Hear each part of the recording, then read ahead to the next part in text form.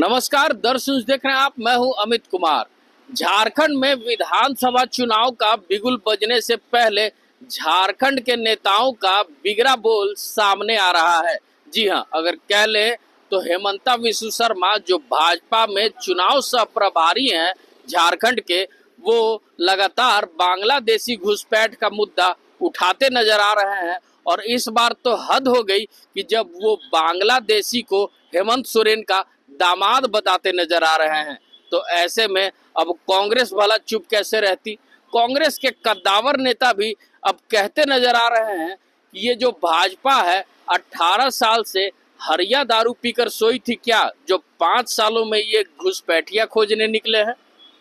तो अब देखिए क्या कुछ कहते नजर आ रहे हैं नेता, ये सुनाते हैं। साथ मिलकर कोई आपत्ति नहीं है घुसपैठ वाला मामले में। हेमंत सोरेन जी अगर हमारा एक पूरा मन से वो डिक्लेयर करते हैं कि हम घुसपैठियों का खिलाफ है, तो बीजेपी उनको भी सहयोग करूंगा। इसलिए बीजेपी के लिए राष्ट्र प्रथम है, झारखंड प्रथम है, पार्टी दूसरा तीसरा नंबर में है। कहा कि हेमंत सोरेन का दामाद है बांग्लादेशी। नहीं, मैं पूछ रहा हूँ क्या दामाद है क्या? नहीं तो क्यों सुप्रीम कोर्ट में गया है? अगर घुसपैठियों को हटाने के लिए झारखंड हाईकोर्ट ने कुछ निर्णय दिया है, वो निर्णय का खिलाफ सुप्रीम कोर्ट क्यों गया है? अगर वो तो आपका बेटा बेटी नहीं है तो आप आदिवासियों के लिए काम करें, आप घुसपैठियों के लिए क्यों काम कर रहे हैं? अभी भाषण देगा मैं आदिवासियों के लिए हूँ, मैं मूलवासियों के लिए हूँ, मैं घुसपैठियों का लिए हूँ, ऐसे तो भाषण नहीं होगा ना। तो निश्चित तौर पे ये चारों राज्य जो चुनाव के हैं, महाराष्ट्र और झारखंड, ये भी हम जीतेंगे। हमारा इसलिए पॉजिटिव पॉलिटिक्स होगा। जो लोग आज बांग्लादेशी को ढूंढ रहे हैं, वो 18 बरस में क्या कर रहे थे यहाँ? 18 बरस में हड़िया पी रहे थे, होश में नहीं थे क्या? उनको दिखाई नहीं दिया क्या कि आज जब 5 साल पैदल हो गए हैं तो अब वो बांग्लादेशी ढूंढ रहे हैं? ये मजाक है ये सारा। इसलिए वो अपने एजेंडा से हटेंगे नहीं। वो जब पहली बार मोदी बने थे तब भी वो बिरयानी में पता नहीं गधा घोड़ा क्या ढूंढ रहे थे, अभी भी उसी प्रक्रिया में है।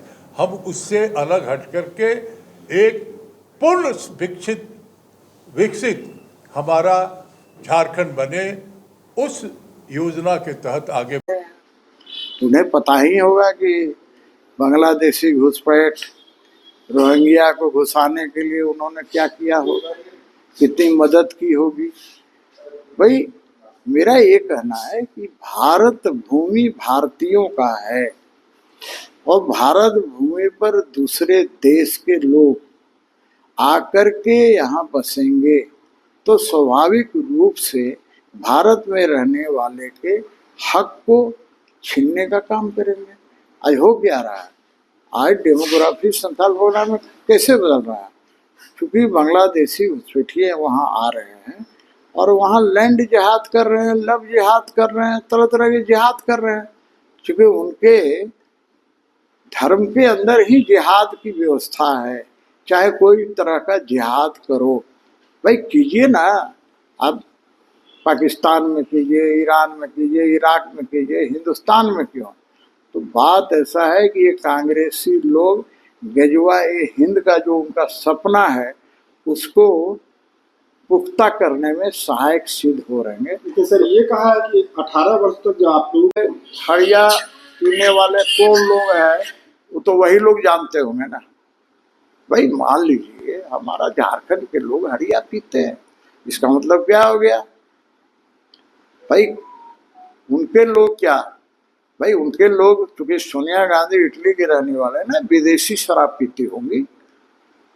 राहुल गांधी विदेशी शराब पीते होंगे, महंगे शराब का शौक रखते होंगे। झारखंड गरीब स्टेट है भाई, तो यहाँ लोग पीते हैं। तो यानी झारखंडियों पर उन्होंने एक तरह से लांछन लगाने का काम किया है। इसलिए उन्हें तो झारखंड की जनता से माफी मांगना चाहिए इस तरह की बात जो करते हैं। तो सुना अभी आपने कि ये जो झारखंड के नेता हैं वो लगातार कैसे एक दूसरे पर कटाक्ष करते नजर आ रहे हैं और इनके बोल कितने बिगड़ गए हैं। तो ऐसे में अब देखना होगा कि ये हरिया दारू और दामाद और साथ में कह ले तो विदेशी शराब, जी हाँ, विदेशी शराब की भी बात अब सामने आ रही है।